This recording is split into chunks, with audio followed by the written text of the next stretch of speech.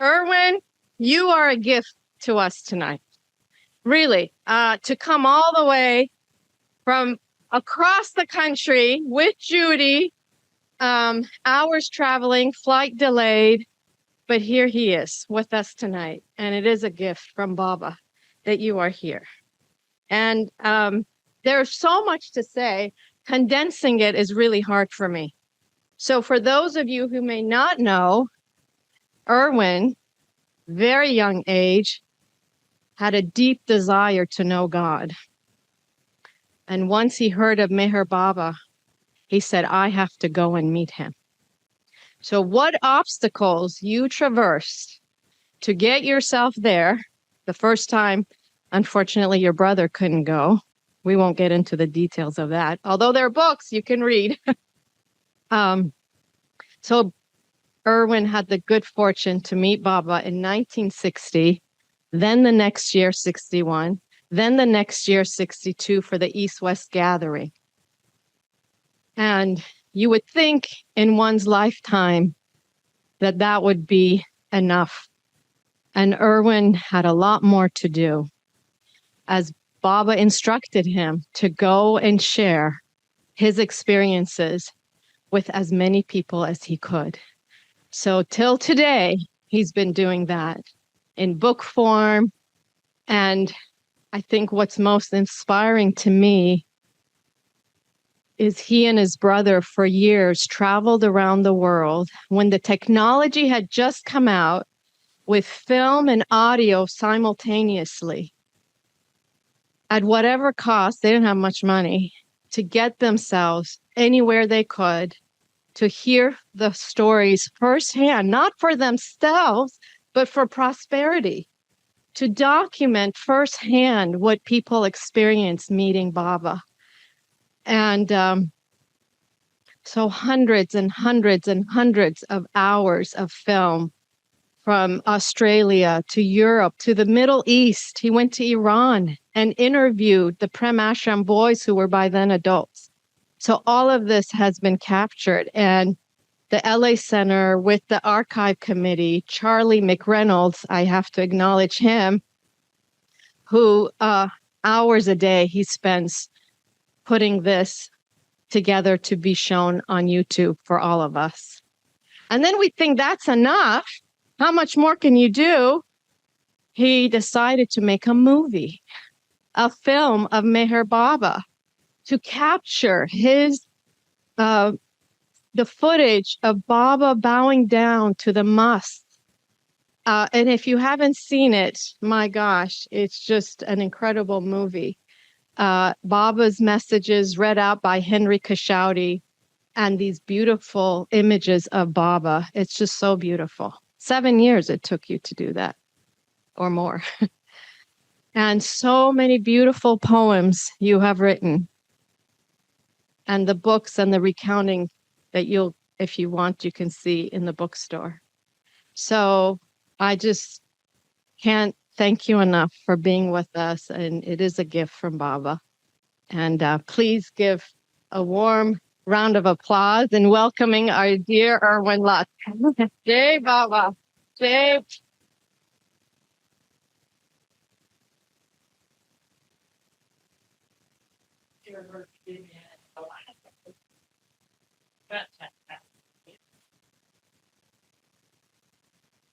Oh, can I show the picture? I don't know if you guys can see. This is an image. It's in one of Irwin's books. Oops. Yes. So I don't know if you can see. This is Irwin and his brother standing next to Baba. And Baba gestured for a photographer. And Irwin, you told us like this, Baba said. And the photographer jumps up and takes this picture of them. Yeah. Way back. Yeah. Here? Can everyone hear me okay? All right. What? All right. Well, it's a really great joy, really, to be here and to see your magnificent center that you've set up for Meher Baba, which is really very appropriate considering that he's the avatar, that he's someone that comes once in maybe 1,000 years, 700 to 1,400 years, as he would say. And then people, for the first time, being given direct understanding of what he wants everybody to know and to understand and to feel, because Baba comes with a heart full of love. And this love is unconditional. It takes in everyone. It don't matter how good or bad you've ever been in your life, or the worst of the worst and the best of the best. You can be a saint or not. It made no difference to him, because in his work, he had to wipe out all the sanskaras, all the impressions of whoever comes to him, so that they can realize God. That was his mission, to help you to come up to his level. And he said it so many times, I come down to your level in order to bring you up to my level. And so the question always occurs, well, what is his level? What kind of level is he at that he wants to bring me up to? And then he does explain infinite bliss. He experiences himself as the only one in existence. Now you try that out for a while. See if you can even imagine to be the only one in existence. But this one self is the self of everyone behind all the bodies and minds that we have. He sees himself as the very self behind the bodies and the minds of all beings. And it doesn't matter if it's of the subhuman life forms, whether it's of human beings, which we call him then God in human form, but then it's also for the same for those in the higher planes of consciousness, the higher states of consciousness. He's the one self behind everything. So there's nowhere else for him to take anyone but to know him themselves as himself. Now, this is what he came to reveal in this age. Nowhere have I ever heard in any of the religions where they said that you have to experience the God state of consciousness, which is latent within yourself. This is what he says. The God state is not someone else. This is not someone else. This is you as you really are, not as you experience yourself now, because we're not experiencing our full self at all at this point. But he comes into this world and into our understanding of things in order to tell us that. And so we gain the understanding of it, but not the experience of it. And when I went to see Meher Baba, I wanted him to show me God.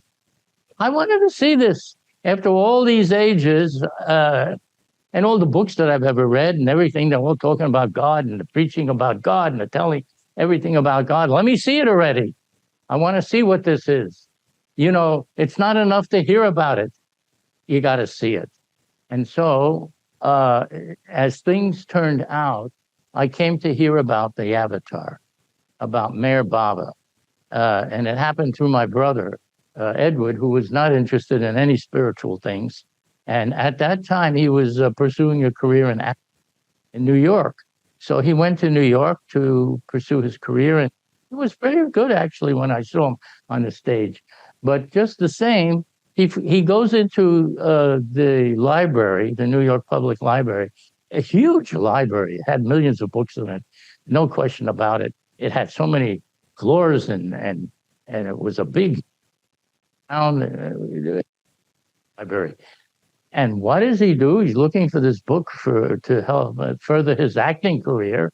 And he finds this book, which is called Listen Humanity. He sees a book on the shelf, Listen Humanity. He says, what kind of name is this for a book? What does this man want to tell the whole world? His book, Listen Humanity. What does he want to say? So he takes the book off out of sheer curiosity to see what this is. And then, of course, we all know it was a book that Don Steele about his 3 weeks with Meher Baba in India with the other groups that came together to live with Baba for a week each. Now, he reads some of this and he really liked it. He liked what he was reading.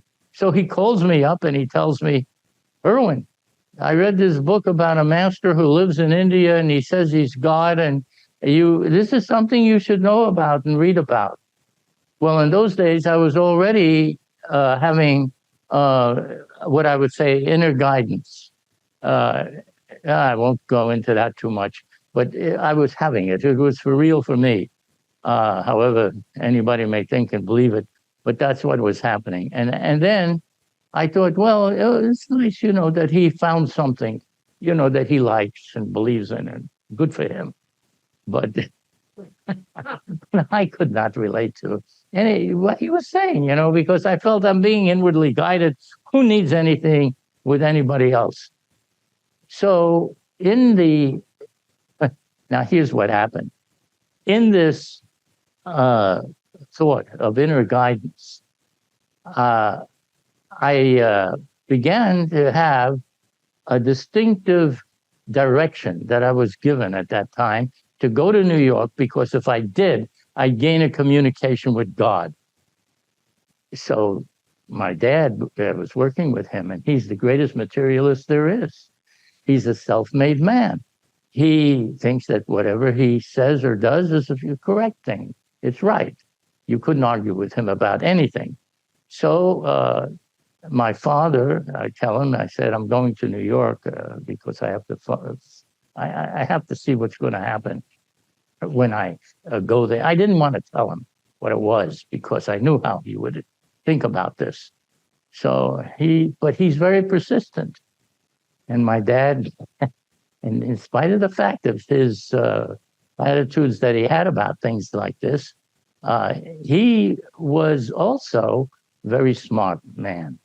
And he said, so he's persistent, and he keeps asking me, well, come on, tell me, what is it that's going to happen in New York? Why you want to go to New York?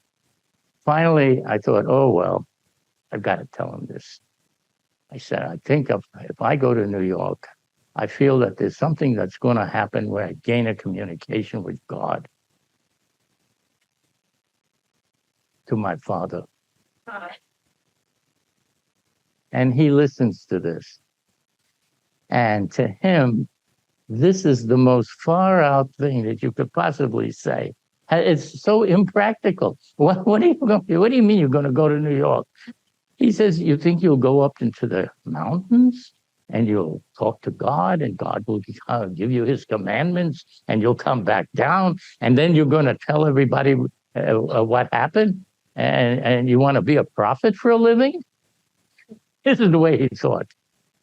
So I said, look, Dad, that's already been done, and I'm not going to do this. What God does, he does, and I'm going to go and see what happens. That's it. So then he tells me, never mind. I'm not going to say anything more. You'll forget about it if I don't say anything, but if I say something, you'll want to rebel and go, and I won't say nothing. So he wasn't going to say anything. That was good. Now I didn't have to think I had to talk to him about it. And I left 2 weeks later. And when I went, I'm really telling you a story that I've told before. But anyhow, I went, and I went with $70 in my pocket. And anybody that goes to New York knows you don't go with $70 because it's a very small amount. What can you do with that? Even then, even in those days. But I went to this hotel that my brother also had been staying at. The hotel was named the Hotel Remington, which had on their stationery absolutely fireproof. I said, why do they have to advertise this? So that's absolutely all right, and it didn't matter. So for 4 days, I was doing a certain meditation that always was very successful for me, but now nothing was happening at all. And here I've come for God, and I'm thinking, I'm here for God. And I don't know. I'm waiting for something to happen to find out what's going to be. And nothing is happening, and 4 days goes by like that. Then I remembered that my brother had told me that there was a priest in a church next door to this hotel. And then he said, why don't you go talk to him? And like I've said before, this man's name, so I did. I went to see him, and The man's name was John Dam. Thinking, what kind of name is this for a priest? John Dam? But all right, it didn't matter. So that's his name. So then I thought, well, all right, I'll. So we began to talk, and actually, he was a really nice guy, and we were having a nice conversation. And he said to me, "What you should do," because I told him why I was there. He said, "What you should do is read this book, Autobiography of a Yogi." It was about Yogananda, this yogi, who practiced a certain meditation, meditation, which was the Kriya Yoga that he called it. And this here was given to him by his master. And so I learned about masters because I had no idea about such people that living in the world, who these people could possibly be. So, but he was explaining about how he was given this cosmic consciousness and experiences, and he saw the universe, and oh, it was really quite remarkable, the things he was explaining of his own experience. And that impressed me, oh, master can do this, So then I remembered what my brother talked about Meher Baba. See, now the connection is made. This Meher Baba, I've got to read that book that he talked about because this really interested me. And so I got the book, Listen Humanity, and then when I read it, there was a part in there where Baba spoke of himself as the highest of the high. And his love, the way he would bow down to the poorest of the poor and tell them that God was equally in them as in himself. But the difference was that they didn't experience that. And he said he did, and he would help them, and he would help. And that, that made sense to me. God is in them too, and not only just in him, and he's going to help them to see it. Well, that was nice. That was good. I'm appreciating it. And then there was this message that he gave called the highest of the high. And he said he was the highest of the high. He was the master of masters. He was God the beyond and God in human form when he would come into human form. And that it was his purpose is to bring others up to his own level. And that's why he came as the avatar in the human form, because we can see him and communicate with him like that, but we couldn't do that in his universal state. So he comes into the human form. And I said, I really got to go meet this man. He's the highest of the high. I never met the highest of the high before, and now I want to meet the highest of the high. I was so glad he was the highest because when I started to read the book, I was just hoping that this Meher Baba was up there, high, somewhere, not to be some low conscious person, saint or somebody. Yeah, anyhow, anybody on the intermediary path. I wanted somebody that was really up there. And now he's saying he's the highest of the high. Oh, boy, can't get higher than that. So say, I got to meet him. And so this is where it all began, where I wanted to meet Meher Baba. And then I thought, I know what I'll do. I'm going to write to Meher Baba, and I will tell him that I'm coming because I was I was trying to work my way across on a boat. I had no money to do anything. So I had to work on a boat to work my way across. I thought I could do that, except I couldn't get any boats. Now, that would take me. Nobody would take me. And then I just thought, well, I'll have to bide my time and see how I can manage it. So I go back. In the meantime, Baba did answer me. And he said that I could come to see him for 1 hour only. And then he would give me his instruction and I could return right back to where I came from. So that was another thing. Do you want to go for an hour halfway around the world with all the expense and effort and everything? No sightseeing, nothing, just straight there and back, and then straight back after 1 hour in between. So you have to consider that part. But then when I remembered reading in the book that Baba said, even if the worst scoundrel stood before me and I had to wish I could make him realize God in less time than the flash of a second. So I said, well, it doesn't take long. What he can do. The question is, will he do it?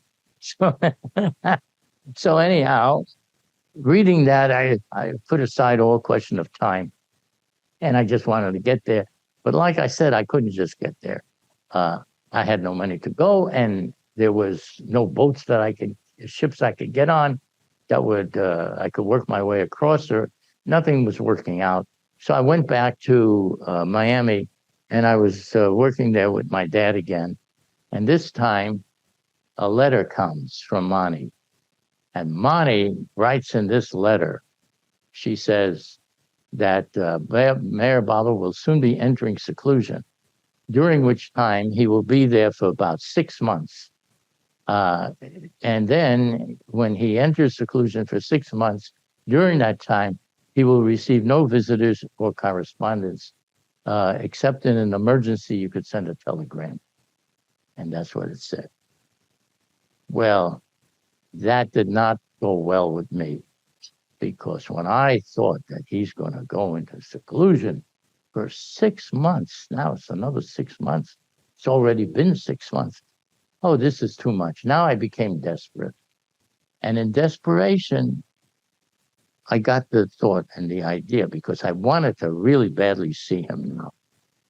And I got the thought that what I should do is what I should have done in the first place.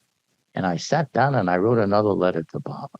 But this time I said, "Dear Baba, I want very much to have the benefit of your love, your direction, and your guidance. But the thing is, I don't have the money to make the trip, and I can't see where money should stand in the way of such an ideal. But I know if it is your will, I'd be able to come, providing it's your will." And I sent this letter off. Just like that, Now I put the whole thing in his hands, because nothing worked out. Nothing I was doing was working, whatever. Back comes a letter real fast. I was amazed how fast it came back. But the letter comes back, and it has one sentence in it. "Don't worry. Circumstances will adjust themselves. Love, Meher Baba." Think, wow, this is pretty good. Circumstances will adjust themselves. I had no idea what was going to happen. Something has to happen here. And if I want to cut the story a little short, I can just tell you 2 weeks later I'm there with him, you see. But people ask me, well, what actually happened? How did the circumstances work itself out? So if you want to know that part, I can tell you, but otherwise I can go on with this here. What? Oh, you want to know that? Okay. Who knows? It can work like that for you as well, because Baba was very generous. He didn't do things as just one person. It would spread out for everybody. So here's what happened. My father tells me that he's going away on a short vacation, and he wants me to take over in his business, to do some advertising, sell some property. He was in the land business, where he would buy a large parcel of land, and he'd subdivide it into smaller parcels that people could afford to get. So that was his business. And he wanted me to take over just while he's gone, just to have something to do there. So I was never interested in the real estate. I was more interested in the spiritual side of things. But now I had a reason. So I said, okay, I'll do it.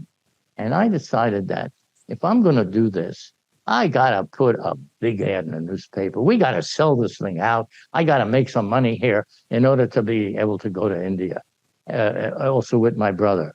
So I put this, so I create this giant ad. It's a full-page ad in the Miami Herald, in the newspaper there.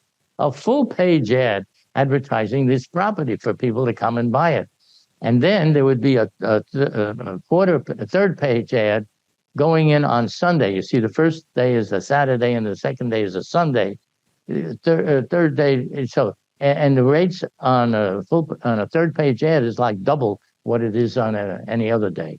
So this was going to be expensive. It was going to be some thousands of dollars for this advertising. But I wanted to see if I could just sell as much as possible. The bigger, the better. More and more people should come and just be able to earn enough to go. That was my plan. All right. So the ads are put in for the newspaper, and they're getting ready to put it in on the weekend. And my dad comes back, and he says, "Son, what did you do while I was gone?" He had no idea. So I told him, "Well, I'm putting some advertising in. For the weekend, we're going to have people come and buy some property." "Oh, that's very nice. Can I see the ad?" "Yeah." I said, "Sure." And I pull out this big proof of a full-page ad like this.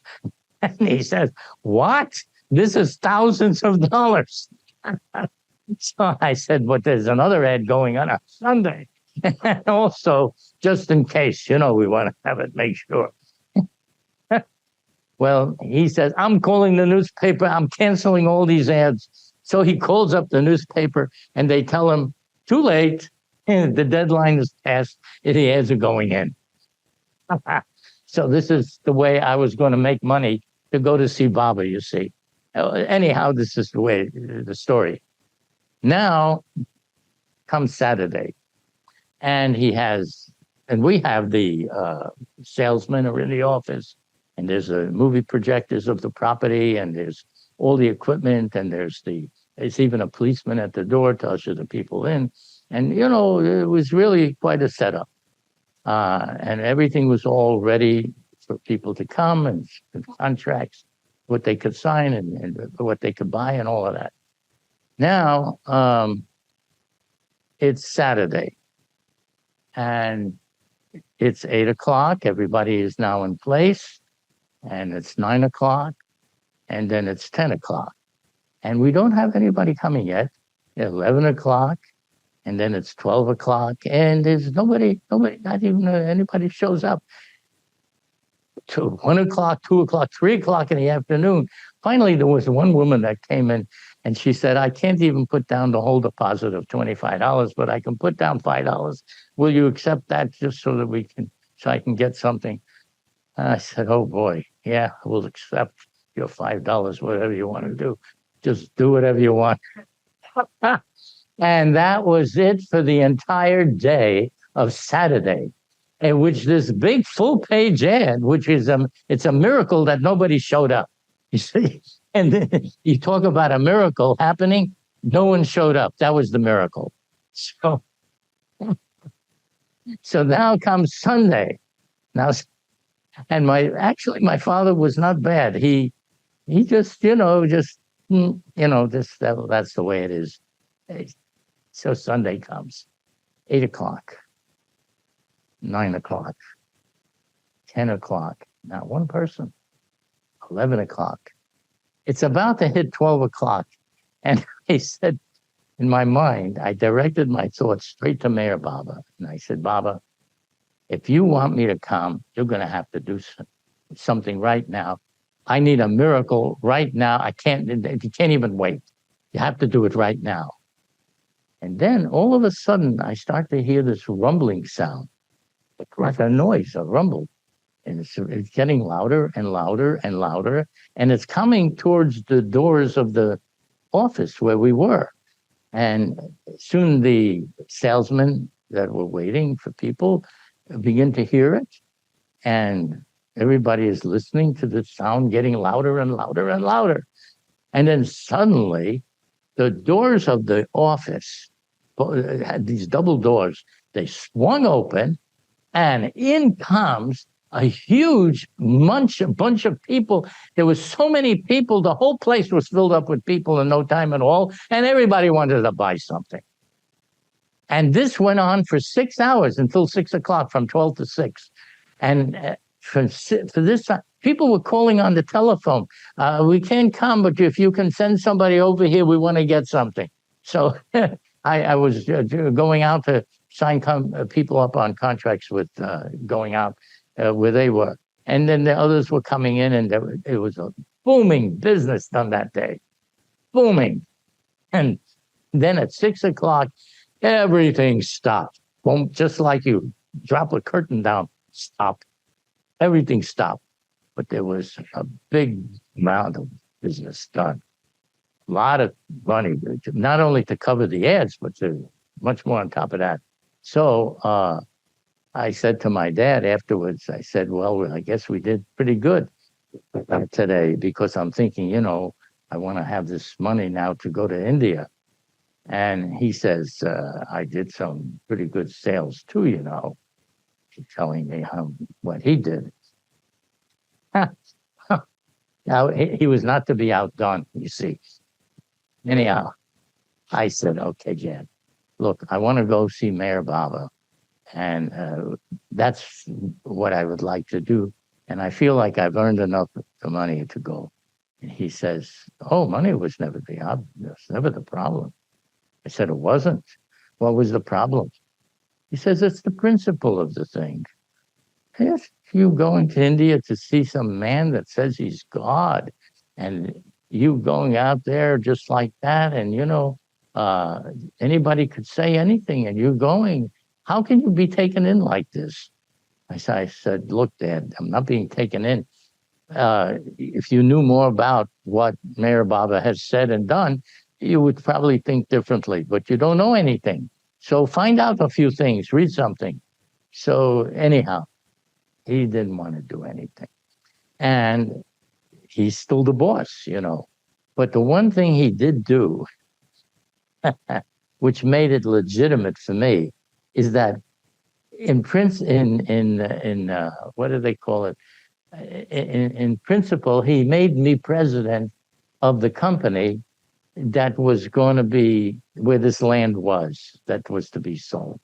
So I had actually a legal and legitimate right to do this, but he only did it, to try and make me feel I should be part of a business that he's in. That was his main reason for it. However, now I said to him, Dad, I really want to go. This is what I would like to do. And he says, nah, forget about it. This is ridiculous. The whole thing is ridiculous. And he was totally dead set against anything. He was not going to do anything. But I made up my mind. He could say what he likes. I'm still going to do what I want. And so Edward and I, Edward and I went to the I told Edward, go to New York, get our papers, the passports and whatever, visa and everything in order, and I'm going to go and get the tickets. And so I just went to the bank, got whatever money I needed for it, and went to get the tickets. And then we left without telling anybody anything, because there was no way to tell him without him objecting. So, okay, now I'm on the way, and we're in New York, and it takes about 6 or 8 hours before the flight is going to leave. During that time, my father, being smart and also Baba liking opposition, went ahead, and he discovers, he starts to say, where is Irwin? Where is Edward? Where are they? Where did they go? And he finds out, he goes to the bank, and the bank tells him, well, they took out some money to go. Oh, boy. Then he immediately knew that we were on our way, because, like I said, he's no dummy. So he figured that one out real quick. And in spite of the fact, so now he calls the police, and the police come.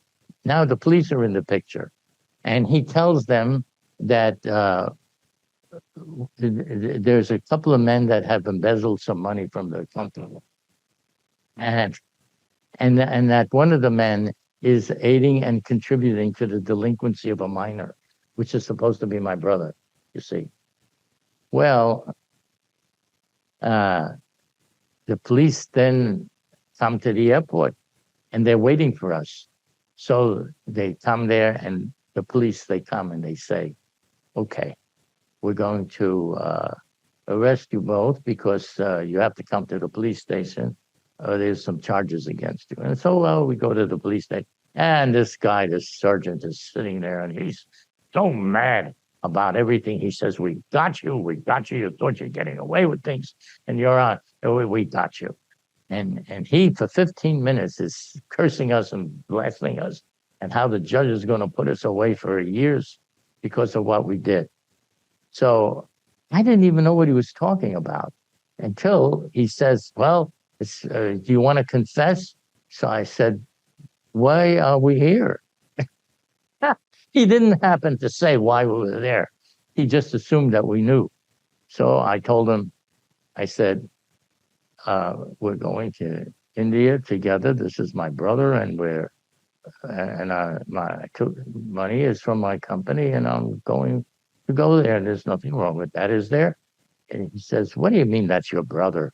Because he assumed that this was somebody else that was in on the crime. So I told him that. I said, and then he turns to Edward and he says, are you his brother? He says, yeah, we're brothers. We're both going. And you're doing this voluntarily? Yeah, we want to go together. And anyhow, to make a long story short, my father flies in, and he now is there also, along with a lawyer. And and he says to the sergeant, I taught them to walk, I taught them to talk, and I taught them everything, and they sent them to school, and look how they turn out. And when this sergeant heard this, he couldn't believe that this is why that they actually took time to stop us, because now he's seeing this whole thing. It's a family situation, had nothing to do with the law. So he goes and tells me, he says, now listen, this is a mistake. Where you're free to go, you can go do whatever you want, but he says, do me one favor. So I said, what do you want? He says, don't get him so upset next time. And then that was it. So then I told my brother, because my father was still against both of us going. And my brother says, listen, you go, I'm going to go back with him. And I'll go with you. And I'll go with you next time. Or you'll make a place for me and I'll go next time. So he says, because we got to cool them off. So I said, no, Baba said we should come together. We should go together. So he says, yeah, but it's not going to work out. So you just go. I said, well, if you're not going to go, then I will go.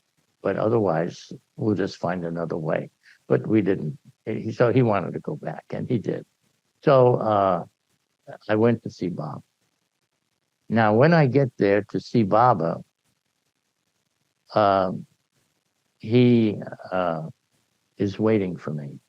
And the car drives up. Meherji, one of his disciples, took me to where Baba was when I got to Bombay. And then in Pune, where Baba was, he took me there. And Baba is waiting for me. And he's standing outside on the balcony. And Meherji says, as the car pulls up, he says, Baba's waiting for you. You should go now. And so I scramble out of the car and I shoot over to where Baba is. In the meantime, Baba went inside the room, and he's now in the room with a bunch of other people that were present there too. And the first thing that happens, I come in, and Baba is so welcoming. He opens his arms up and he embraces me, and he hugs me and kisses me on my cheeks, and he has me sit near him. And he says, now I want you to stay close. And this whole, some 2 or 3 hours go by, and he says, how long will you to be here? I said, Baba, you said I could stay for an hour. He says, it's already 2 or 3 hours. How can this be? And he's asking everybody how this can be. And nobody knows anything. Then, so then Baba says, now you come every morning at 7:30. Meherji will pick you up from your hotel and bring you back for lunch. And then you will be with me until I dismiss everyone. And then that was, in the meantime, he used to take you to see a different place each day. And the first place that he used to take you is to the tomb of Hazrat Babajan. That is where you go first. And when I went there to the Samadhi of Babajan, boy, she was a very impressive looking woman, because they had a photo of her on the tree where she would sit under, and that's where her tomb is. Those of you who may have been in India may have seen that. So this was, so then Baba asked, how did you come? And I said, Baba, I was able to come because it was your will. Because I remembered I had written that in the letter, if it was be his will. And then he had me stand up and repeat it to everybody in the room. And that's what happened, you see, during that time. And he kept me there then for 2 weeks. I was with Baba then for 2 weeks. And wherever he went, he would have me go along also. One of the places that we went was to the home of Madhusudan, because the story is this. Madhusudan had, well, I'm just going to backtrack for a second. When he said, don't worry, circumstances will adjust themselves, now you know how they adjusted themselves. And they did adjust themselves, because Baba would not necessarily use any kind of occult methods. He didn't like to do that. He could if he wanted to, but he didn't do that.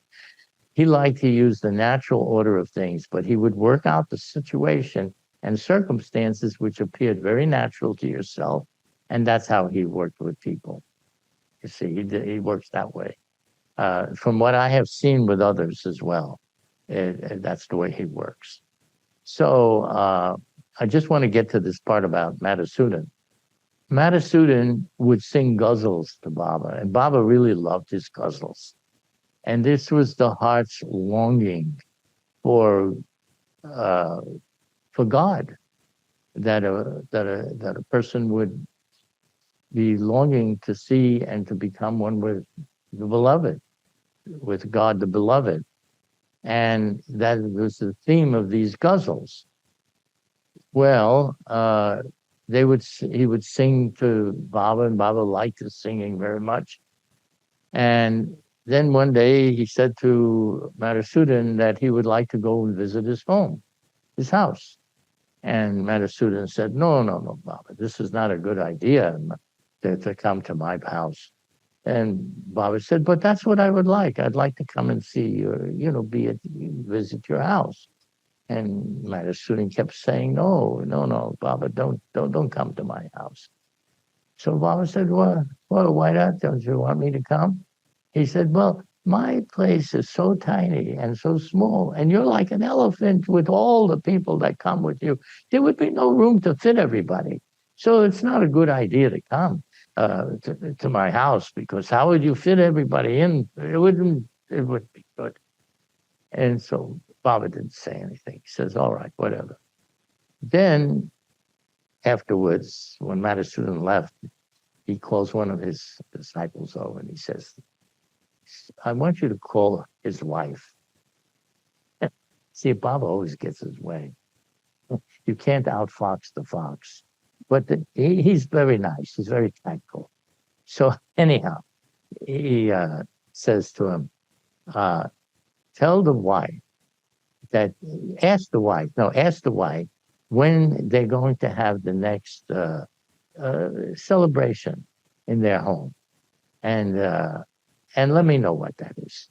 So they come back to Baba and they say, Baba, she says that his birthday is coming up and that they're going to have a celebration for his birthday. So then Baba sends the disciple back. Tell the wife that I'm going to make a surprise visit. And don't tell Madhusudan, but I'm just going to come and surprise him for his birthday. Like that. For his birthday, he's always going to come and surprise.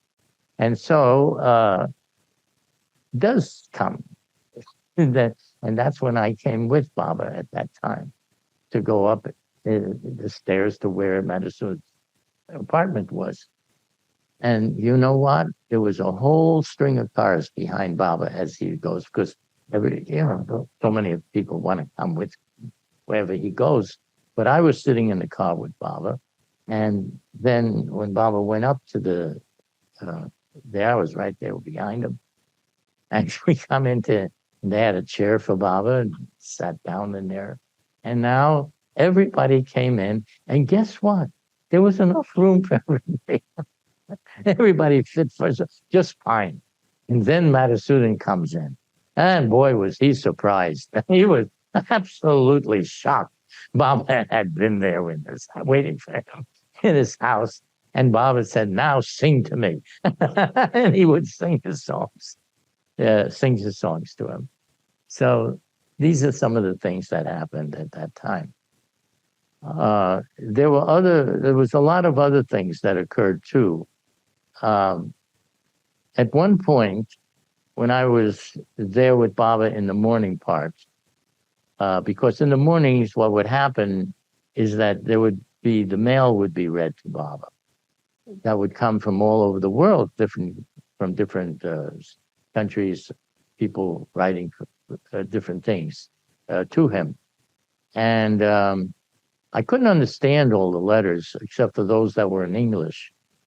But then those letters that were read, Baba would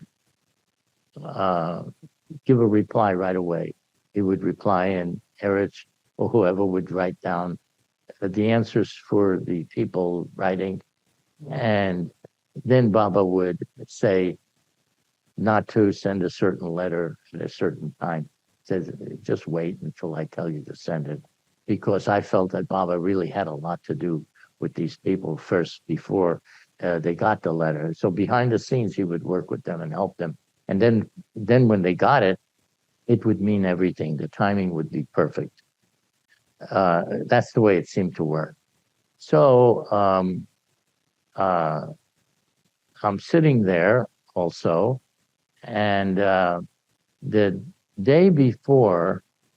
night before, I should say, after Baba had dismissed everyone, Meherji took me to his home, and they were having dinner, and so I participated in that. But then I asked them, would you like to see a certain memorization feat that I was able to do? And it had to do with memorization. And they would list from 1 to 10, and they would have a different object, like a table, a chair. Number 1 is a table, number 2, a chair, number 3 is a house, number 4 is a star. It could be anything, any object that they could think of. And it would go down to number 10. And I would remember each object. And if they said, what is number 5, I'd tell them what the object is. If they said, what is the star, let's say, I would tell them what number that was. So, I could tell them all like that. It was a memorization thing. What does he do? The next day, we got sitting with Baba, and he's whispering in Baba's ear. He's whispering something. And Baba keeps looking at me, as he's whispering. He looks, and he looks at me, and he looks at me. I'm thinking something is going on here. And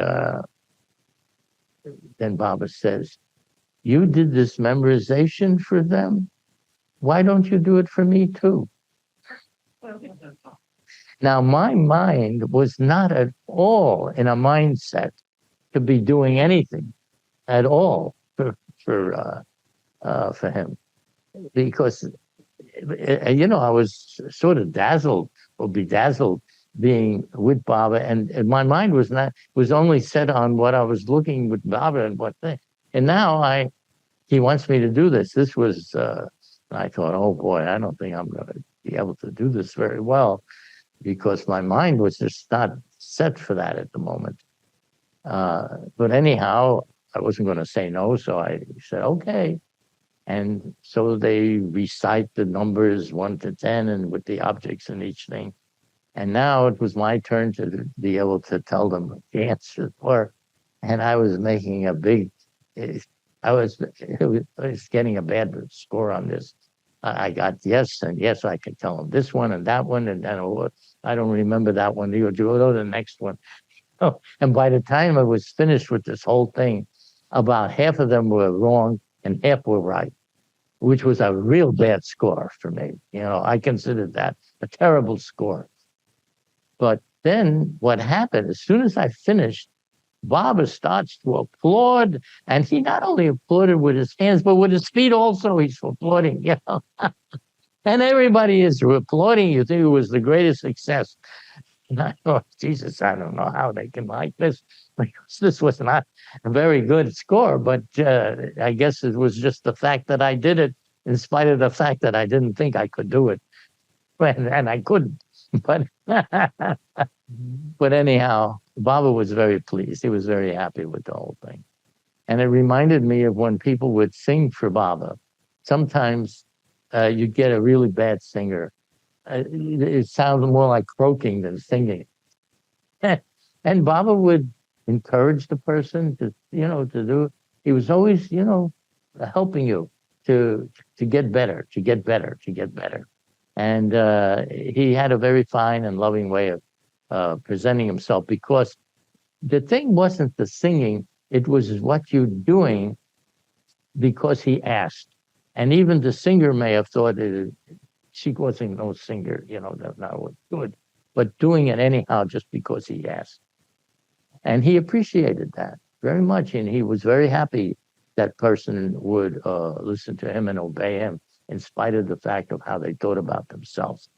Now, that happened also. And then some were really good too. And Baba appreciated the entertainment.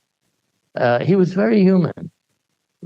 He was very loving, very nice, very friendly, very happy that you were there, happy that you could come to be with him.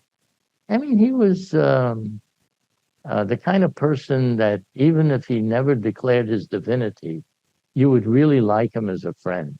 He was always in your corner, and he was always considerate and helpful to you, and very tactful in the way that he spoke to you. And but he was no one to fool with. You could not just be absurd with him. That would not work. You had to have the proper respect for him, and you did know, and it was very clear. I mean, he would say very clearly, "I'm not this body. Don't mix me up with the body. I am everywhere in everything." And you don't experience that yourself, but that's what you will experience when the time comes that you are able to see what I see. To that extent, I'm sort of paraphrasing, but that's basically what he was saying. And you knew that, he was not just any ordinary person, but at the same time, he was very human, very loving and very human, just like a family member. You would care. He really cared for you. And I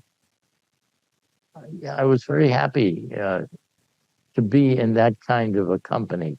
And also, you never worried around him. This is another thing I felt I should mention about this worries. People worry about their whether they're doing the right thing or not spiritually.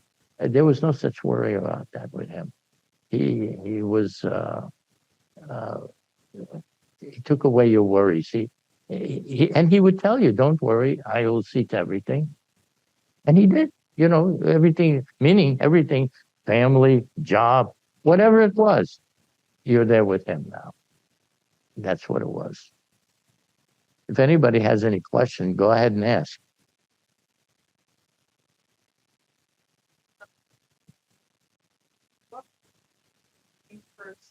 I mean, I know how he felt. How did you feel when you first? Okay, that's a good question too. I felt like a long lost son that had one day come home. I could sum it up and say it like that. I also felt that he was everything that he said, because my mother had asked me when she read the How to Love God, I had sent that to her because she wanted to know more about this Meher Baba. And I sent her that. And my mother was the sweetest of women. She would do anything for anybody. And when she read that, she said, "He passes my test." How to Love God. Boy, it was so beautifully said by Baba. And she resounded with that. And then later she had correspondence with Baba too. You know, but I will say that I really had a great mother.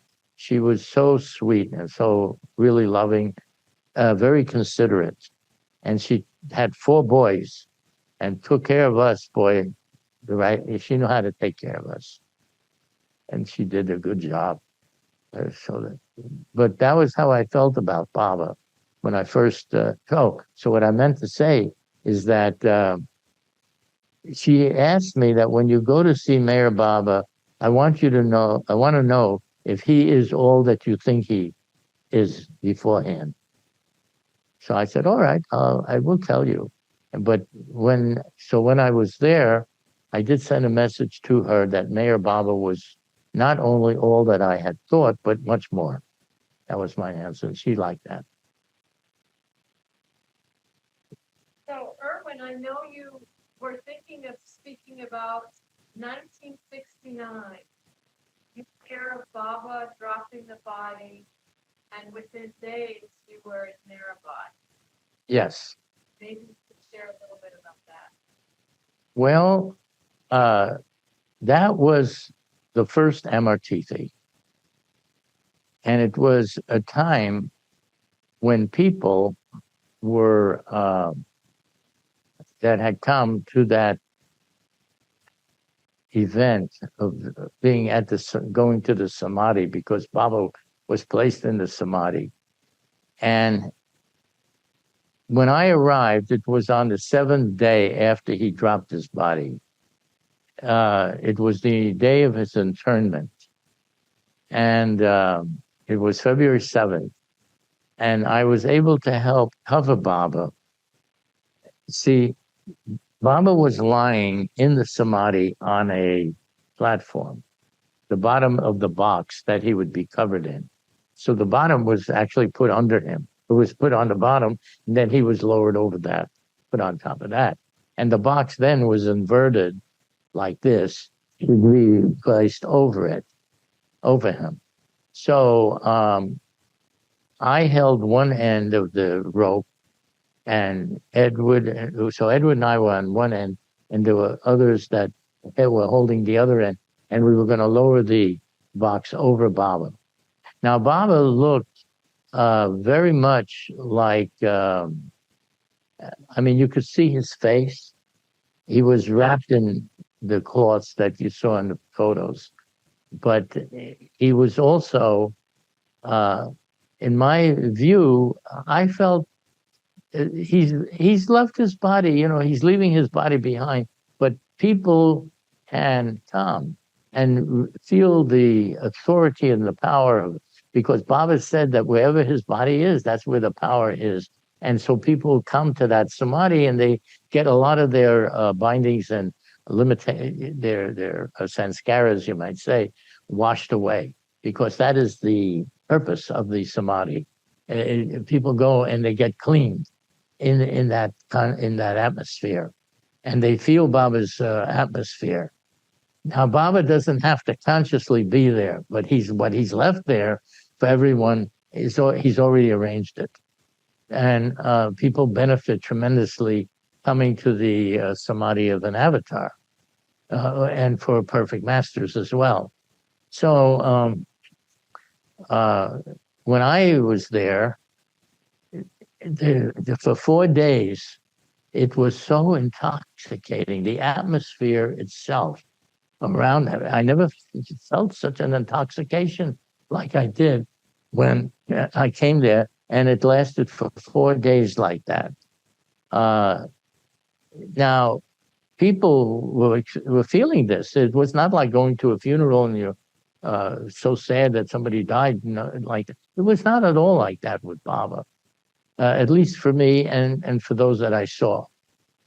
But for Mera, it was quite different. She was grieving greatly because she had such a close connection to him in his physical form that missing that was big. It was really hard on her. But for 20 years afterwards, she would meet everybody and talk to them, and they would come to her house on the porch where she sat. and hear the stories of what happened when she was with Baba all those years. You see that, so she had quite a thing to do, even as a mission after the time of his passing. And so for 20 years until she passed away, that's what she was doing. And but during the time of that first Amartithi, it wasn't even called Amartithi. It was just that Baba had dropped his body. I mean, the name Amartithi only came up later, which means essentially the same thing. But that was something different later that it was called Amartithi time. But the time of the actual time when he dropped his body like that, it was quite unexpected because the Mandali were expecting, like so many people were, that he would break his silence and that he would be able to, and he would reveal, break the word, give the word to the world. No, there was there was some thoughts about that. It wasn't a big deal, but it was thoughts about that.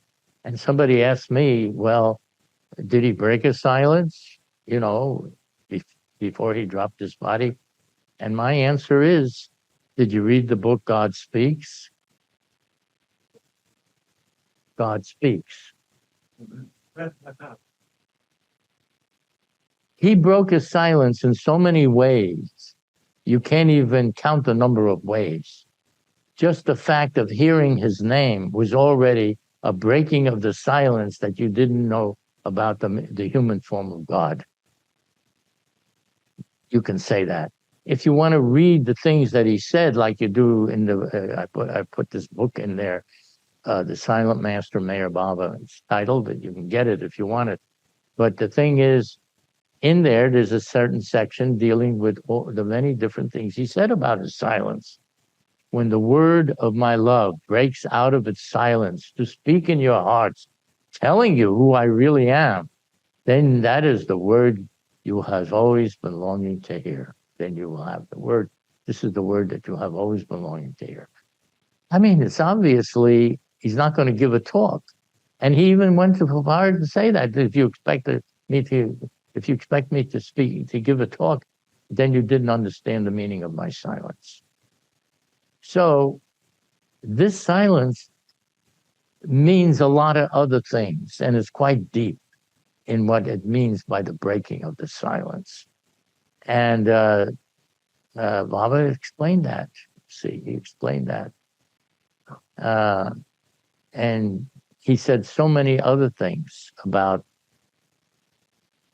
the silence and what will happen at the time of breaking the silence and how you will know this. All of that was put, and I put it in that book too, because this is a question that people have. And they like to hear the different things he said, so I compiled those things. Another question. Yes.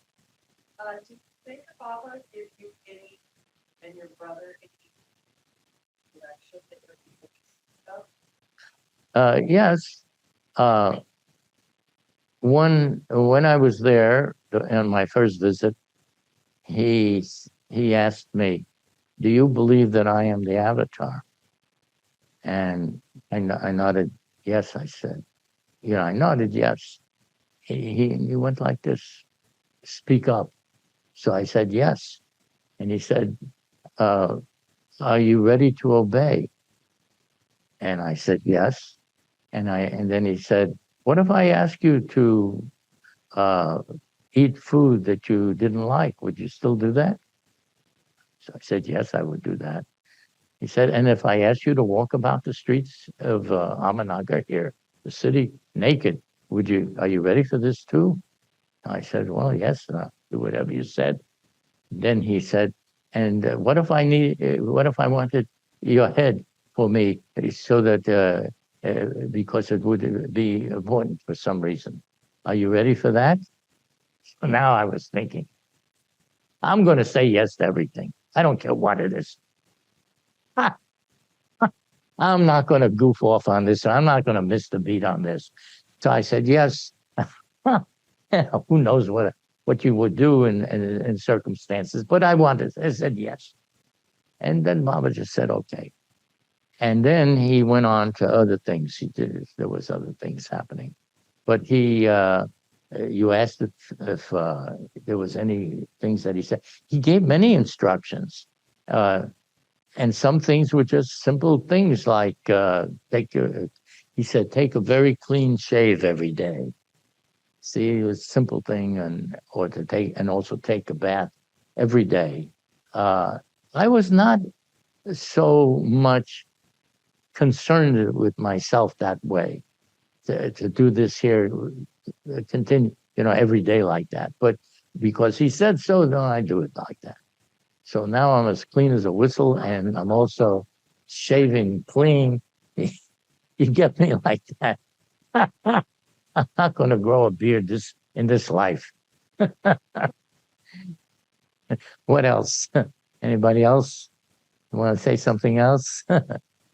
Well, and there were many instructions. For 10 years, we were getting letters and communications, and he wanted that we should write to him, even if he was in seclusion, whenever we moved. And we were moving around a lot in those days. What were you going to say? Somebody wanted to say something? The next year, 1961.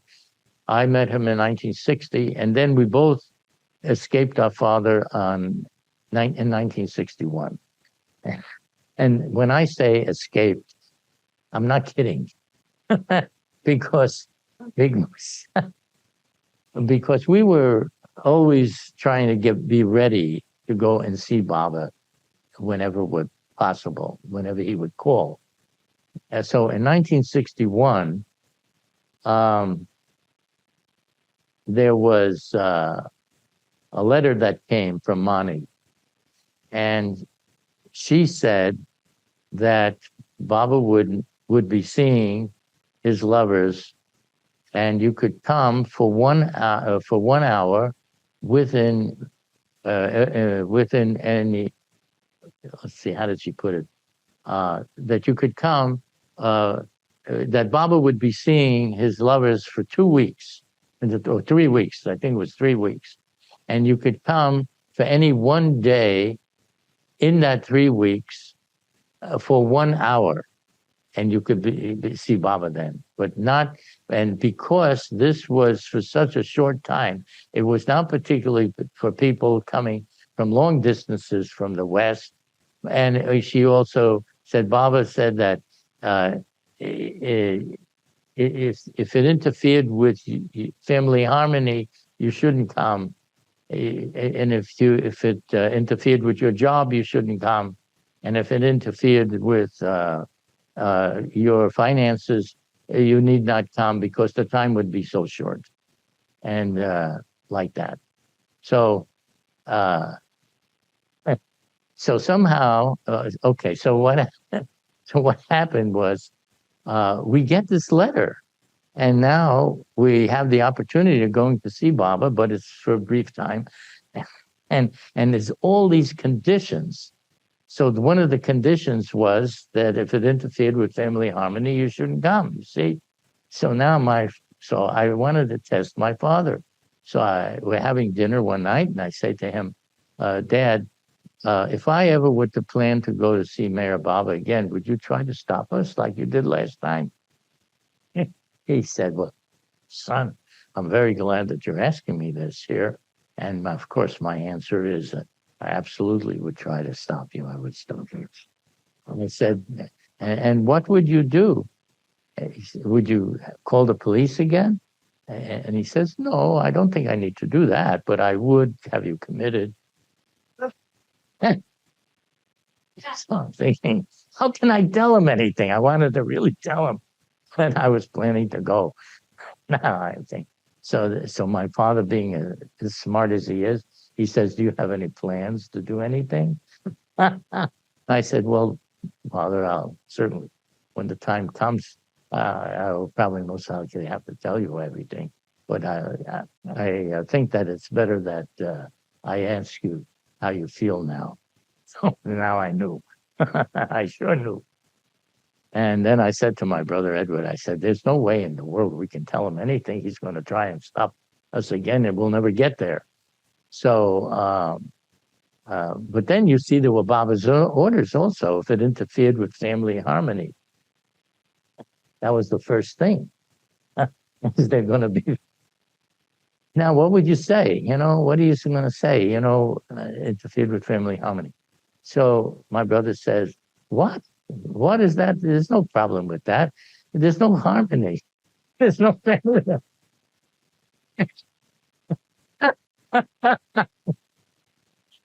So that took care of that one, right? So then Baba said, if it interfered with your job, and I was working for him. And so I thought, oh, well, what's my job on earth? My job on earth, I told my brother, is to know God. And Baba, to go to Baba isn't going to hurt. To know God, we need to do that. That's our job. That's the real job. That's the real job for us. So that took care of that one. And then finally, finances. Well, we were going to use all the money that we possibly had just to make the trip and everything. There would be no finances after that. So, so the finances, I said, what are finances for? If you can't better yourself in life, what are you going to do with them, with the stuff? You're going to just say, put it in the bank and keep it there? So no, I said, finances, this is what it's for. So then we rationalized the whole thing. We settled the whole matter. And we just then we escaped. We went to New York, caught the flight, and went to India. And now we're there with Baba. And I remembered that Baba always wanted us to stay close. And so my brother, for the first time, got to meet Baba like that. And Baba embraced him and hugged him and had him sit near him. And me too. And when I came up to Baba, he gave me a big embrace and hug, and I kissed him on his cheek, and he sat down, and then I sat down there. I said, this is the way to do it. And now, but you see, also it was in my mind, obviously there's some rationality. Did I rationalize this correctly, or am I just making things up and I shouldn't even be here? And how would Baba really feel about it? But now he was apparently very happy with us. Then Baba called me to stand on one side of him and Edward on the other side. And he began to tell everyone in the room, there was around 200 people present in Guru Prasad Hall at that time. And he said to them, these are the Luck brothers, and they've come a long distance over continents and oceans. And Baba went on to explain all the difficulties of the trip.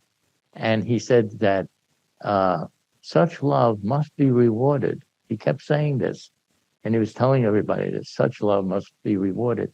And then he went like that. And this man jumps up with the camera, flashes a picture, and sits down. And that's the picture that she was showing you earlier.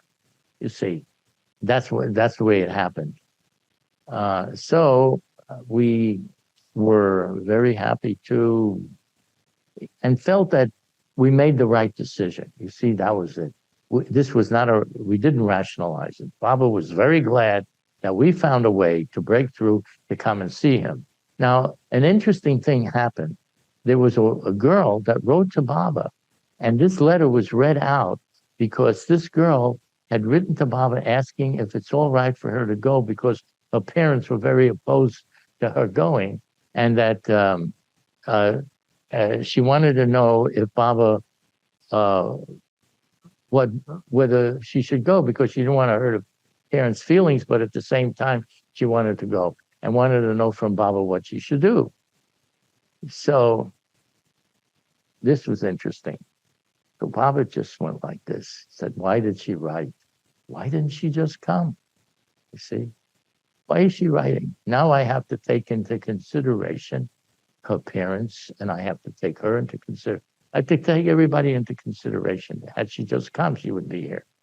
But now he said, see, he would take. So he wrote back that she should get their permission.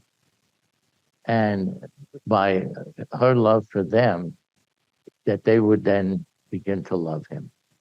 And then she could come at that time. Something of the sort. That was the theme, the general idea of what she wrote. And we're sitting there listening to this. We're hearing this whole thing, that interplay that's going on between the parent and the kid that wants to see Baba. So we felt we really made the right decision. Okay, but I did want to test my dad. I would much have liked it if he would have agreed that it was okay now, but he wasn't going to do that. Now, just to give you another side of this picture, in the following year, there was the East-West gathering. My dad was also still against Meher Baba, didn't want us to go. But this time, he wrote to Baba, and Baba then said to him and to us that we should get his permission we should we should ask his permission to come. And that's what Baba said, if we were to come, we should ask his permission to come. So we were determined to go. This was the East-West gathering. And we decided that we would ask his permission, So I went up to him in the morning and I said, Dad, I'd like to have your permission to go. And he said, absolutely not. No, there's no way that I'm going to give you permission to go. So I said, okay. But Baba didn't say that we had to do what he said. He only said to ask his permission, which I then asked his permission. And then we went, you see, and Baba was very happy when we were there. There was no problem with that. You see, when it comes to God, whatever you do to get closer to God, this is what I've learned, is always the right thing. And it's not only the right thing for yourself, but it's the right thing for everyone else that you're connected with, because there's nothing that can happen except they'll benefit from it. And then eventually my father became very pleased with Baba and felt that Baba understood him because of the things the way Baba would say. Baba told him everything that he wanted, but he said it in such a way that we could still do what we wanted. There were so many things that happened at that time. It was quite amazing. Any more questions? What? Were Prince Brown ever, so you and Prince Brown together with Baba and then years? We were together right in the beginning. When I arrived there the first time during my visit, Baba said I could come for 1 hour, but he kept me for 2 weeks. And during that time, there was an incident in which Baba told Francis that, and he told me, he said to me to go outside after Baba dismissed everyone. He wanted me to go outside with Francis, and I should ask Francis whatever questions that I had in mind, and Francis should answer whatever questions that I had. And that was what Baba said. Now, it seemed like that is where it would end, just ask. And see, I never thought of asking Francis anything because I'm here with Baba. If I'm going to ask anybody, I'll ask Baba. And Francis was not the type of person that cared to be answering questions either. So the two of us are sitting, I don't care to ask him and he don't care to answer. And we're sitting and I have to ask him and he has to answer. You see that? Because Baba said so. This had a big reason, which didn't unfold for about 15 years later. When I wanted to go to Australia to film the stories that the people there had when Baba visited and what their personal stories were with Baba. So, of course, Francis was a major figure because he had been with Baba for 10 years. And then Baba dropped his body, and then he decided to go back. And then now I'm going around filming these people and getting their stories. So I wrote to Francis, and I was just talking about this afternoon. I wrote to Francis that I would like to come and film his stories a bit, and he should tell me about what happened when he was with Baba. And Francis wrote back and said, no, he's not going to do this. Doesn't want to do it. He doesn't want to film me to film him with the stories. So I wrote to him again, and I asked, people would, I believe, in the future, all would like to really hear what you have to say, since you had so much contact with Baba. And it would be important, that you'd be someone that people could hear what happened. And he said, so he writes back and he says, no, he's not going to do that, and not to ask him again. So I'm thinking, what am I going to do about this here?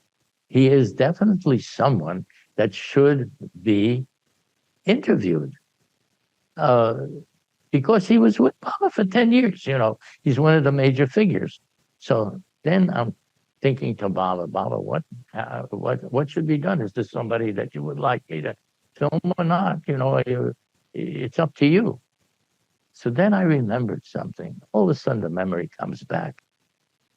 And I wrote back to Francis, and this time I knew I had him over the barrel. I said, Francis, you remember when we were together with Meher Baba? And Baba said that I should ask you, that whatever questions I had, I should ask you, and that you would answer them. So do you think that, do you think that after all this time, his order still stands? That whatever I would ask, because I have questions to ask in regards to the film. And if you think this order still stands, then I'm coming anyhow. I'm going to film whoever's there to answer this, and you can ask. Can ask you too. And then I just left because there was no time for a reply. Now I was on my way, and I thought to myself, well, if he wants to answer questions, he can. And if he doesn't want to do it, he doesn't have to. I'll just film whoever wants to do it. And that was all that there was for Australia. Well, as it turned out, he not only greeted us so warmly, and he greeted me as well. And he said, here, you're in Avatar's abode.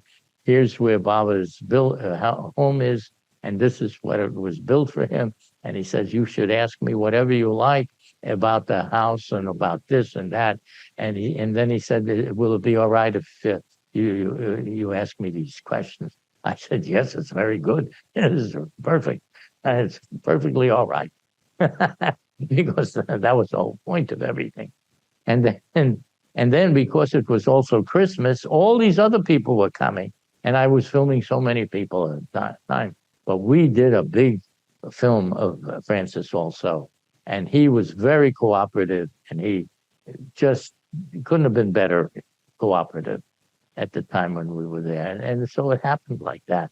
And so he asked me, before this all started, he said, what actually did you ask me when I was there in 1960, when we were sitting on the bench? What did you ask me? And I actually remembered what it was. And I told him why I was there. He just nodded his head like that and said, yeah. And then he was all set. Now that cleared the decks. He was ready to tell me everything. And he did. And now everybody can see those films. You see, it's there. It'll be there for posterity. And just so that you know, you're the posterity that is there for. Who do you think posterity is anyhow? It's you and everybody else that comes after you. What year did you begin filming? What, him? Oh, when we started to film in the first place, it was in 1970. And then it went on for about 7 years.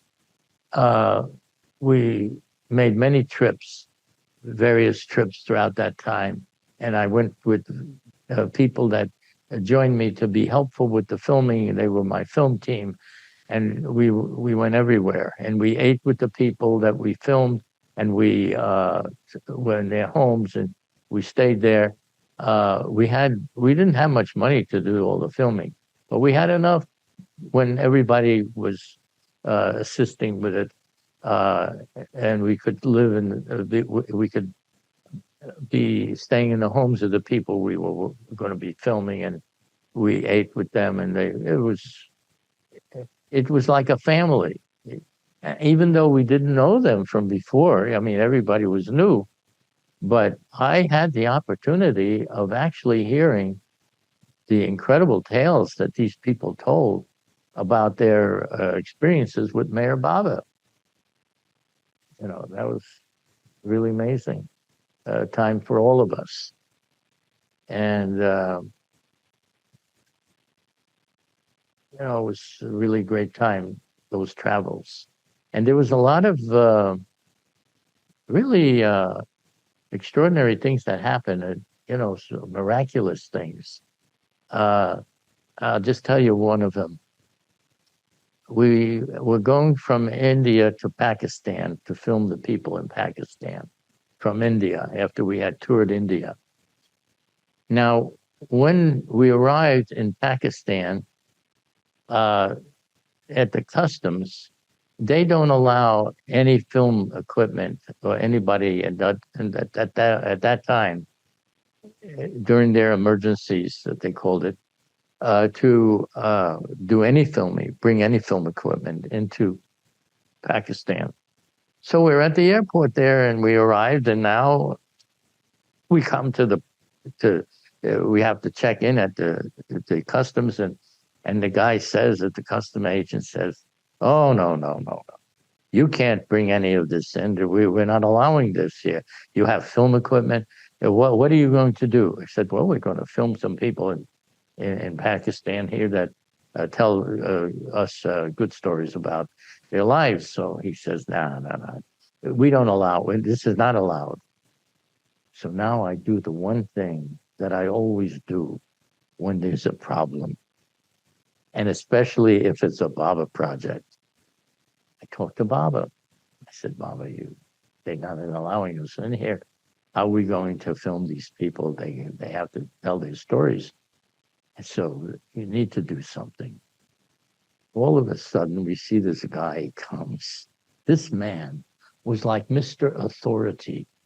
The way that he walked in and the way he came, and he is looking around, and he's like some official, and he looks and he sees us, and he walks over to where we are, and we're this customs guy that's denying our entrance, and he's saying, "Wait a minute, what's happening here? What are these people doing here?" And he says, "Well, they want to bring all this equipment in, and we don't allow it. So we're telling them that they can't do this." He says, so he turns to me and he says, "What are you doing? Why you want to go in there?" I said, "Well, we're just going to film a few people, and that's what we're doing in Karachi." So he says, "I don't see anything wrong with that." He says, "Let them in." He did it with such authority. See, let them in. So he says, "Wait a minute, we're not allowed to do that." He says, "Are you questioning me?" And this is the way he talked. So he says, "Oh, no, I'm not questioning you." So we came in. Then Minu Karas was meeting us at the airport there. And he's standing on the side, and he's watching this whole thing from the side where he can see it. And we come through with all the equipment that we had, and there was plenty of it. So he says, "I don't believe this. You actually were able to come through here. They don't allow it. They don't allow nothing like this here." And you could. I said, "Well, that's right. We did." He was it's like shocked that this was possible, because this does not happen. Well, then there was another thing, that while we were there was this must. And Minu was one of the people that would go and get a must when Baba wanted these musts brought to him. And when Baba was in Pakistan, this must was one of the musts that he visited, that was visited. And this must, Baba Minu said, was like of a 6-plane must. And he was a chargeman for the area from the spiritual work that he had to do. And this, and he said that this must, if you approached him, and especially with camera or anything, he throws stones at you, to make you leave. He didn't want anything. But now, when we went out, I said, well, I want to film him. And you can tell what Baba did with him. So we go into the market area, and he spots the must. And the must is now moving quickly into an alley.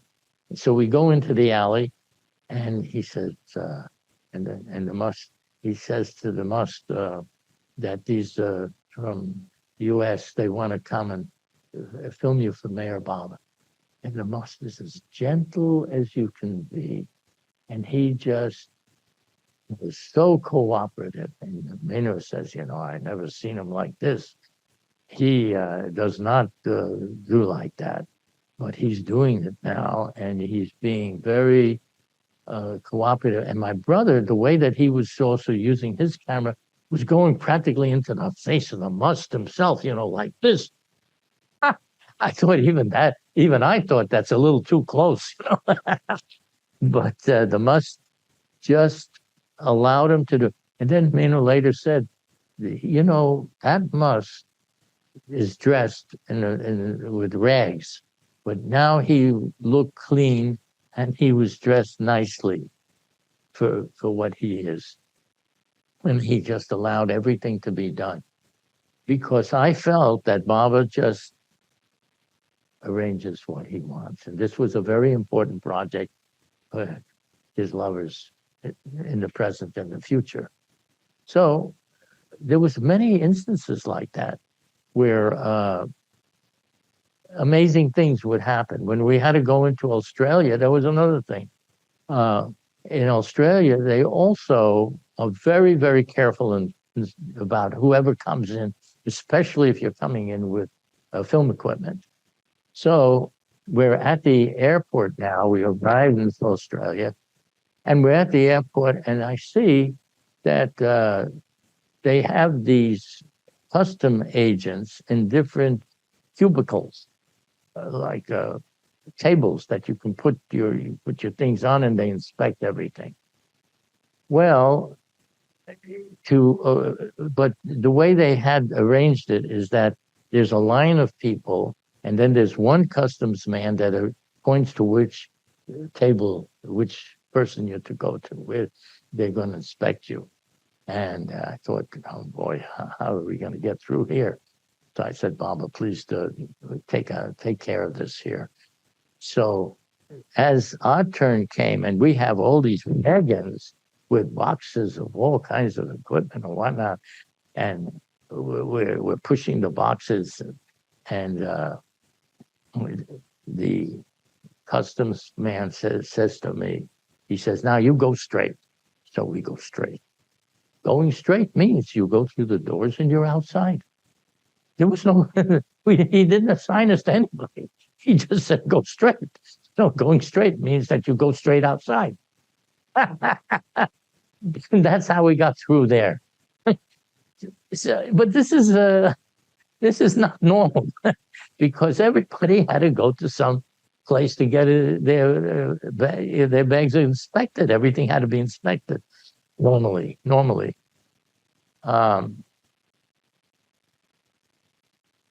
Now, my dad also eventually went to India and with the family.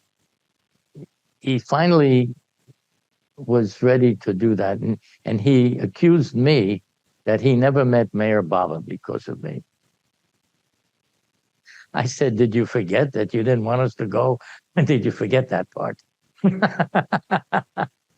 Anyhow, but he did, and he took my mother and my other brothers, and she went. He's the kind of person, he's like a king in his own way. when he decides that he's going to do something, then everybody's got to go. If he doesn't want, if he decides not to do it, then nobody goes. That's the mentality. But anyhow, he goes to India. But before he goes, he decides that he wants to go to all of the different cities, the mayors' offices of the different cities, and get their the keys to the city. He wants to give the keys to the city to the mayors in Bombay and other cities there.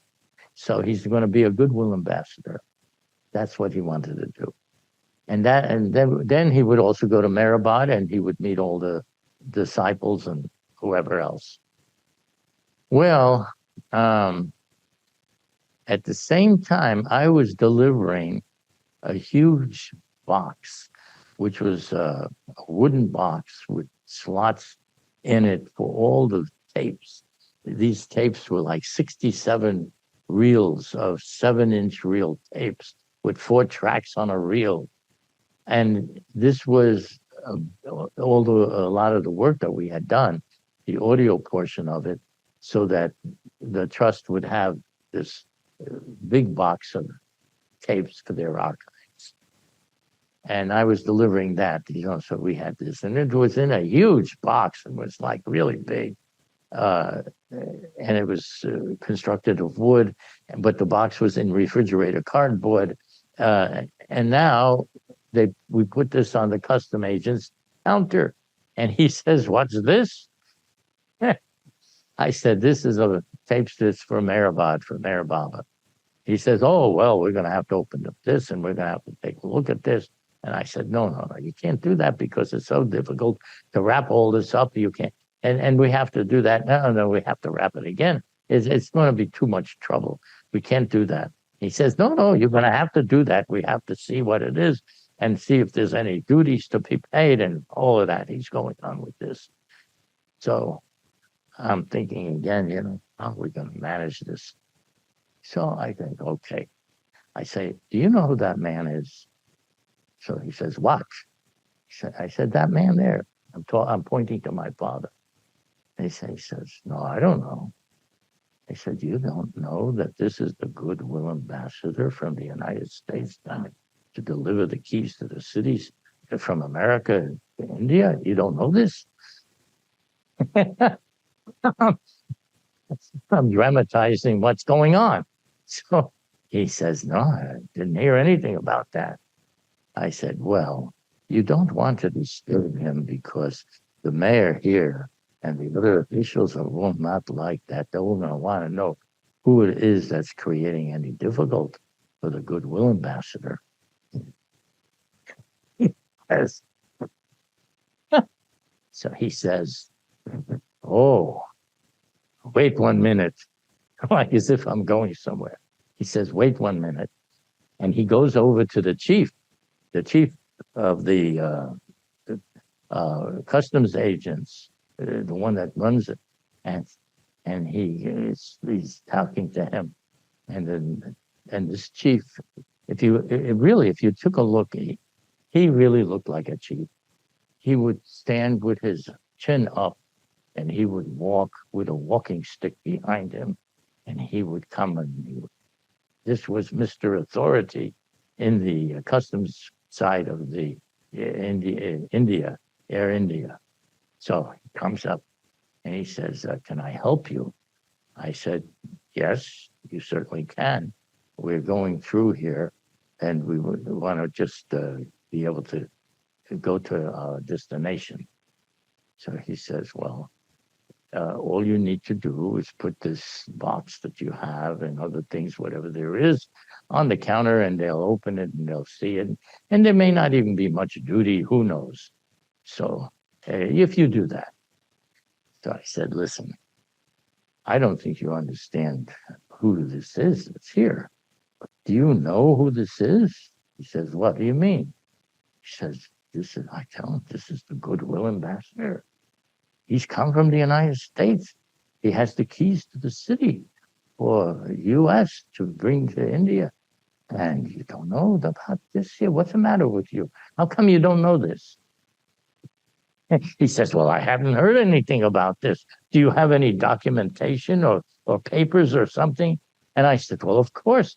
And now here's what happened. When he was back in the States, he would go into the mayor's office and he would tell them that he wanted to have a letter from the mayor stating that he's the goodwill ambassador and that he's presenting the keys to the city.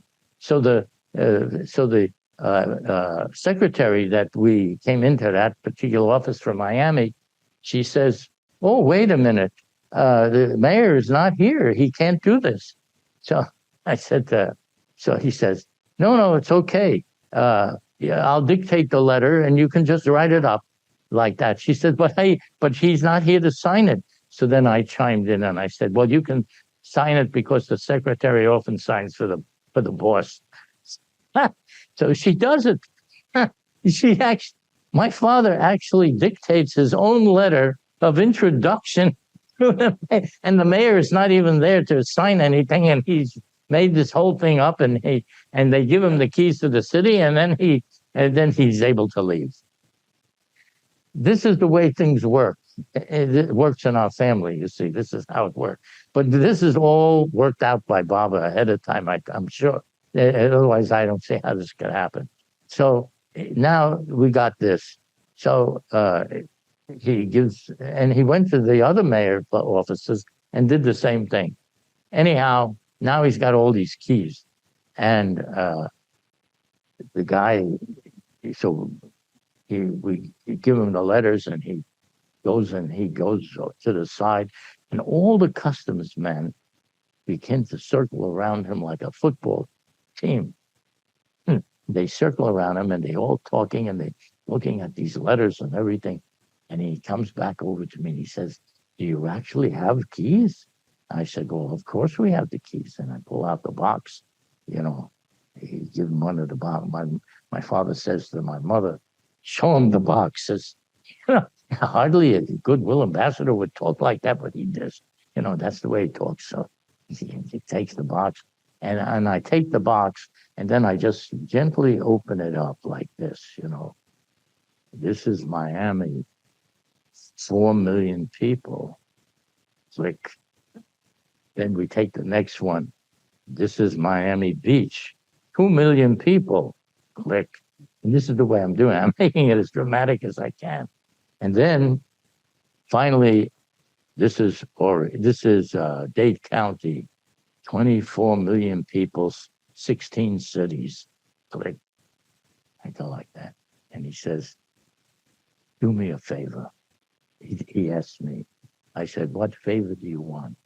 He says, "I want you to take that box and just go through here and don't mention nothing to anyone that you went out. Just take it. Just go. Don't say nothing to anyone." I really don't. And I said, "Yeah, I can do that for you." And we're out of here. And I have to say, this is the way I feel Baba works. When he wants something, everything's going to happen. And it can be, in retrospect, it can be amusing as can be, because you can really see the joke of it, the whole thing. The whole thing is like a story. And that's how we were able to go through with all these films and everything and make the films. And in that case, we were delivering a huge box of soundtracks of all these people that we did to the center, to the Baba Center. Whenever we had to go through customs, there was always something that was going on this trip. But we just went ahead and did what we had to do, and that's what we did. What else? Anybody else want to say something?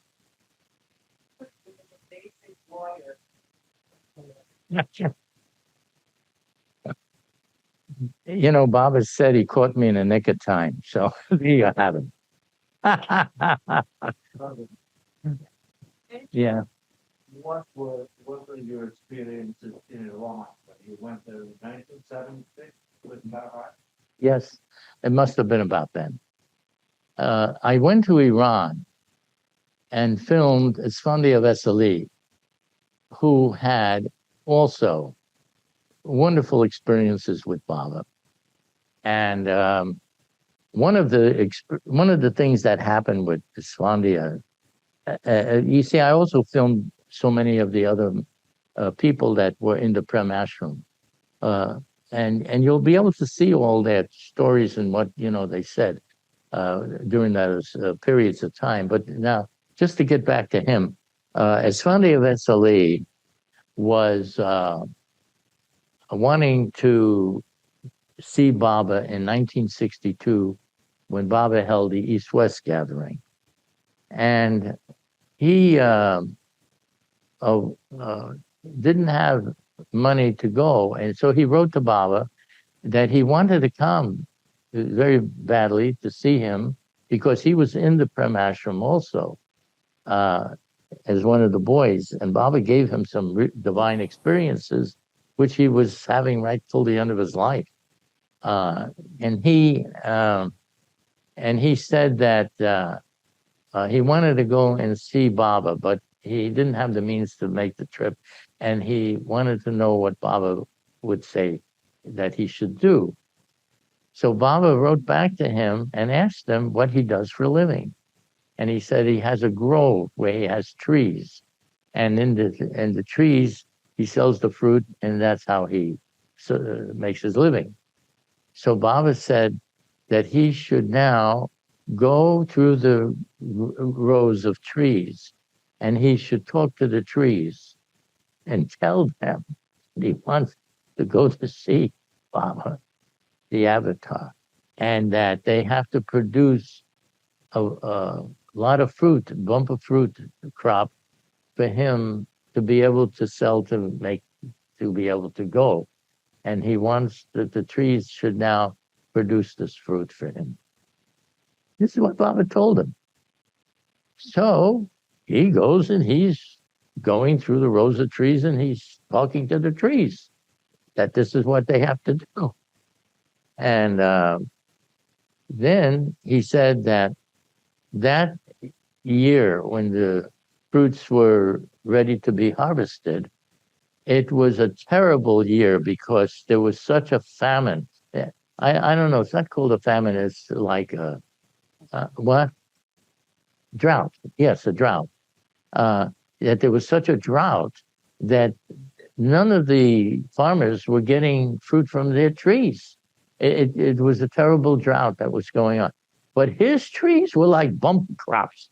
So because the price of fruit was so high at that time, since there was so little of it that it was being sold for a lot of money, he was able to have the money to make the trip to go to see Baba during the East-West gathering. So that's one of the things that we filmed him telling us about. And there was just so many people that they were speaking Farsi. We didn't understand Farsi necessarily, but who was it? It was Fahad was with us, so he could translate everything. Now, we also went to Bandar Abbas in Iran. That's where Pakravan was living. He was given a 6-plane experience when he was in, well, he was known as Little Baba, which is what Chota Baba means. But because he was given a 6-plane experience during the time he was in the Prem Ashram with Baba, and he was probably the one that was given the highest consciousness at the time. And Baba kept him there and called him Chota Baba, meaning Little Baba. Abdullah Pakravan was his actual name. But then when he came back, anyhow, he was in Bandar Abbas. That's where he lived. And we decided that we had to go see him. We wanted to see this 6-plane person that that was said in the book, Sobs and Throbs, that was written at the time, is what his level of consciousness was.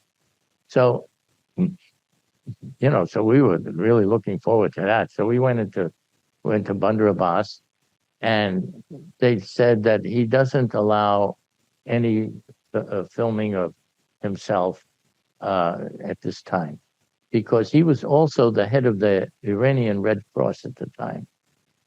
He was actually the head of it, the head of the whole Red Cross in Iran. So, but then we told him that this was for Meher Baba because we wanted to hear his stories about Baba. And because it was for Meher Baba, he says, now, if it's for Meher Baba, you can come and visit. And so we visited him in his office in the Red Cross. And he began to tell us that he was not having this sixth plane consciousness now. He was instead, Baba had, so we said, well, what did Baba do for you then since the time you left? He said, he made me honest, because he would not do anything that was dishonest in any way because of Baba.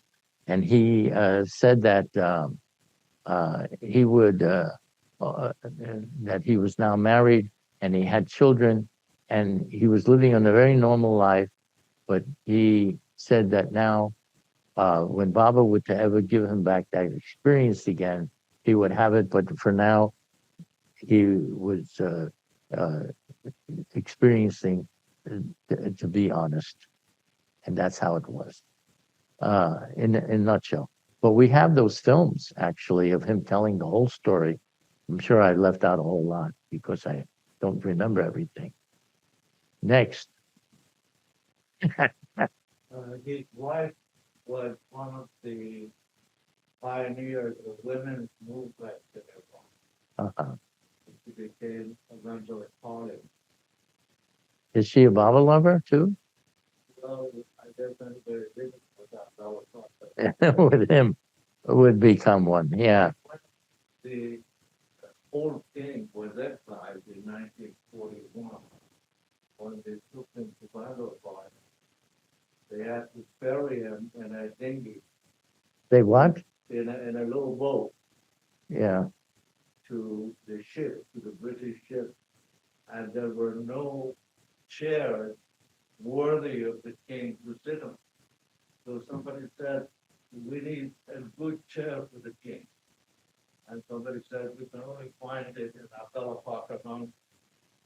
So somebody rushed to Abdullah's house and brought a chair worthy of the king. And that's the way he left it. Oh, I see. Yeah. That's right. Well, Okay. Keep going 10 more minutes or well, if you want 10 more minutes, I can manage it. Okay. All right, 10 minutes more.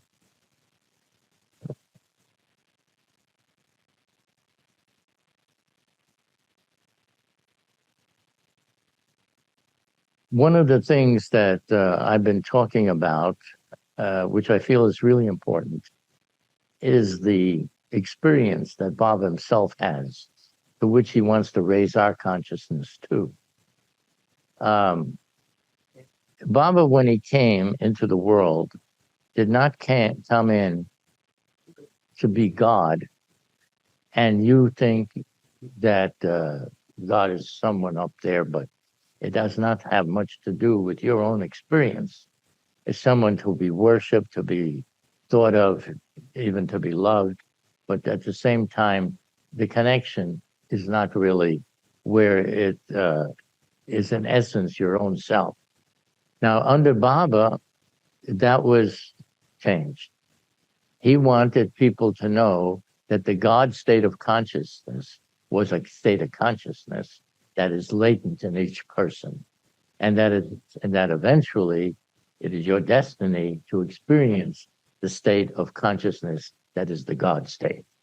And the reason that could be done is because Baba spoke of there only being oneself. Now, oneself in existence does not mean two or three or many. It means one. And the multiplicity of experience that we have, where we see so many of people, and everybody is outside of ourselves that we see, whether we're a good person or not, it makes no difference. It's still, you're still seeing others as someone else. And that is not the reality, according to Meher Baba. The reality is that behind the bodies and the minds of each and every one, there is one self. And that one self is what you have to experience. And that's what the whole journey, or the spiritual journey, is all about. It is not going through the planes of consciousness. That is the experience that saints and yogis and others aspire for, because these planes are very beautiful, and one is more beautiful than the next. You go through it, and Baba spoke about there being 7 planes. Well, that is true. And that is the spiritual path, as saints, yogis, and other such advanced souls would want you to go through. But the fact of the matter is, it is not at all what a perfect master does or what the avatar does. The avatar wants to take you to the reality. And these planes, according to him, are nothing but imagination and dreams within the framework of the mind. We all have a mind. We imagine with it, we dream with it, we experience with it. And Baba explained that the reason that this world looks so real to each and every one is because your consciousness has evolved to the full. And in the full consciousness, every detail of the imagination is seen clearly as if it were reality. Everything that you see is appearance real, because the consciousness that you have is now full and developed and fully real. But in the reality of things, that consciousness is meant to be turned around to see the self that is actually making all of this. Now, we can't even imagine such a thing. Try to imagine the one self. You can't imagine it. Well, because you can hear about it, we can understand it. And that's what Baba gave us. Even though he said he did not come to teach it, but to awaken us to the reality. Well, it means that he didn't come just to tell us about it, which he does do beautifully, but he's come to actually, as the awakener, to wake us up from this illusion. And that's why no one can ever experience God state through the mind. The mind is the very obstacle towards and stands in the way of the experience of the God state. According to what Bob is telling us, he says the mind, that's why he did the Mananash work, meant the annihilation of the mind. I always thought the mind was everything, it has all the beautiful things and everything, the powers and things, or whatever you can do, all the energy and everything. It was part of the mind condition, which it actually is, but it's not real. And that's what Baba is trying to tell us this. He says, it's not real. You're living in a dream thinking that you're awake.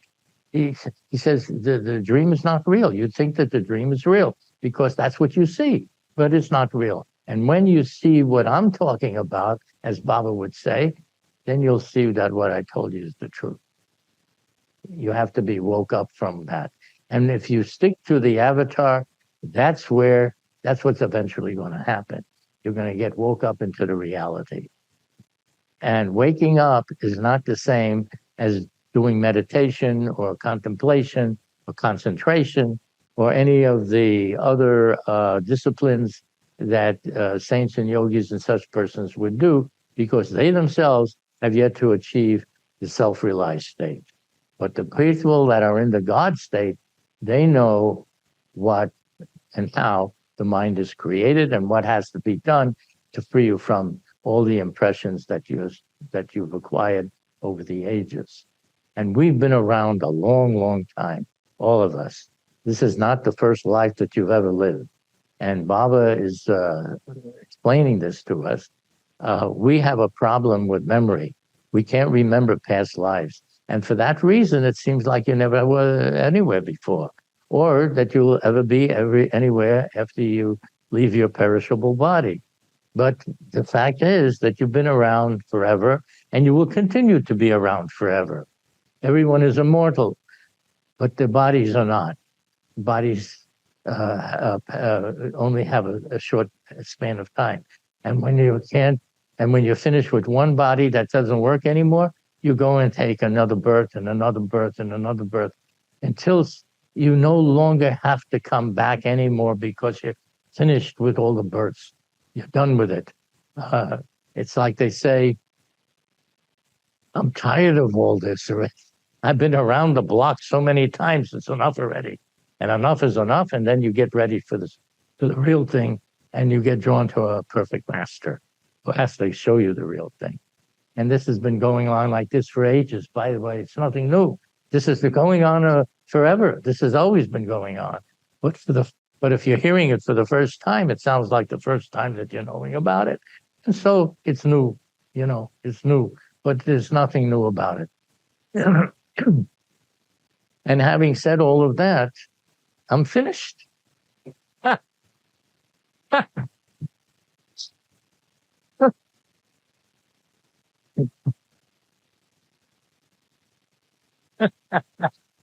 It's Meher Baba.